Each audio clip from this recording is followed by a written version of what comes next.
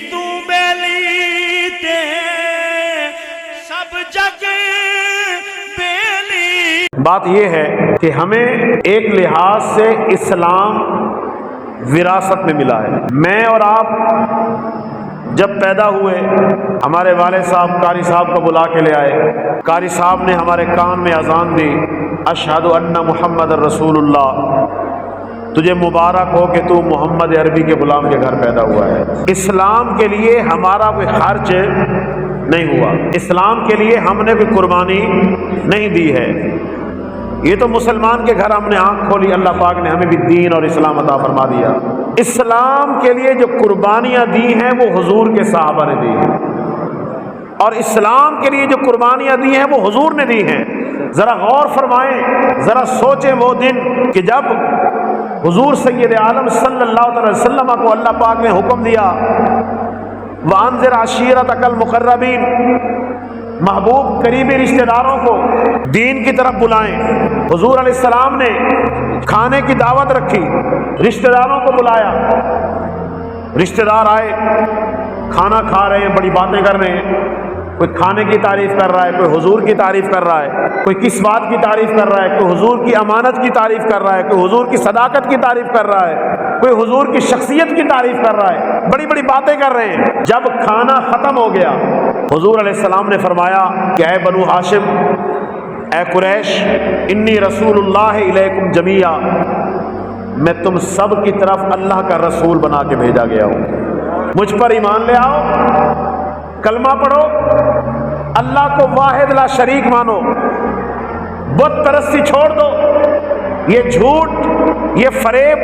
یہ ساری چیزیں چھوڑ دو۔ اب وہ لوگ جو بڑی بڑی باتیں کر رہے تھے خاموش ہو گئے، چپ کر کے بیٹھ گئے، کسی نے کوئی جواب نہ دیا، خاموش ہو کے چپ ہو کے بیٹھ گئے۔ حضور نے فرمایا دین کے معاملے میں میرا ساتھ دو۔ کون ہے جو میرا ساتھ دے گا اللہ کے دین کے لیے؟ سارے خاموش بیٹھے ہیں۔ ذرا تصور کریں وہ منظر،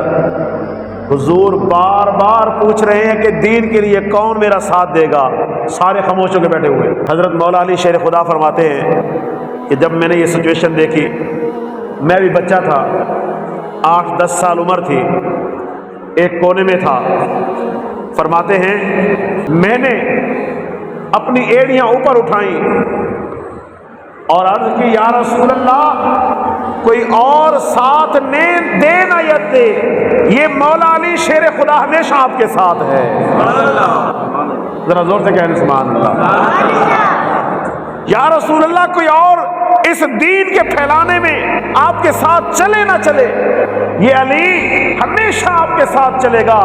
یا تو اس علی کی جان اس دین پہ قربان ہو جائے گی یا اللہ آپ کو غلبہ عطا فرمائے گا۔ تو وہ کیسا منظر ہوگا کہ جب حضور اللہ کے دین کے لیے بلا رہے ہیں، وہ لوگ خاموش ہو کے بیٹھے ہوئے۔ اور پھر دین پھیلانے میں آپ جانتے ہیں کہ کفار مکہ نے کتنے ظلم کیے، کبھی حضور پہ حملے کر رہے ہیں، کبھی حضور کو شہید کرنے کی سازشیں کر رہے ہیں، کبھی حضور پر اوجڑیاں ڈالنے کی کوشش کر رہے ہیں، کبھی کیا کر رہے ہیں، کبھی کیا کر رہے ہیں۔ ذرا اندازہ لگائیں میرے آقا کے دل کو کتنا غم ہوتا ہوگا جب حضور کہتے ہوں گے اللہ کے دین کے لیے آ جاؤ، اور وہ لوگ بد سلوکی کرتے ہوں گے، بد اخلاقی کا مظاہرہ کرتے ہوں گے، میرے آقا کے دل پہ کیا گزرتی ہوگی۔ اور پھر حضور جب آپ نے دیکھا کہ یہ مکے والے دین کے لیے زیادہ نہیں نکل رہے ہیں، حضور علیہ السلام طائف تشریف لے گئے کہ ہو سکتا ہے وہ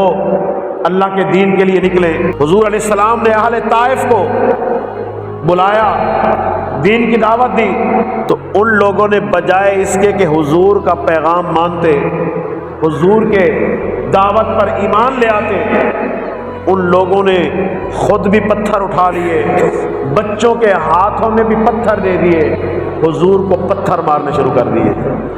اندازہ لگا اتنے پتھر مارے۔ حضرت زید بن حارثہ فرماتے ہیں کہ میں اس وقت حضور کے ساتھ تھا، جب میں دیکھتا کہ پتھر مارنے والے آگے آگے ہیں تو میں حضور کے آگے آ جاتا، جب میں دیکھتا پتھر مارنے والے پیچھے چلے گئے ہیں، میں حضور کے پیچھے آ جاتا۔ میں اکیلا تھا، کبھی دوڑ کے آگے آتا، کبھی دوڑ کے پیچھے آتا، لیکن پھر بھی ان لوگوں نے حضور کو اتنے پتھر مارے کہ آپ کے سر مبارک کا خون بہتا بہتا جوتوں مبارک تک آ گیا، آپ کے جوتے مبارک بھر گئے، اتنے انہوں نے پتھر مارے، لیکن ان میں سے کسی نے بھی کلمہ پڑھ کے دین قبول نہ کیا۔ اندازہ لگائیں میرے آقا کے دل پر، میرے آقا کے قلب اطہر پہ کیا گزری ہوگی۔ حاضرین محترم، طائف والوں نے جب پتھر مارے نا،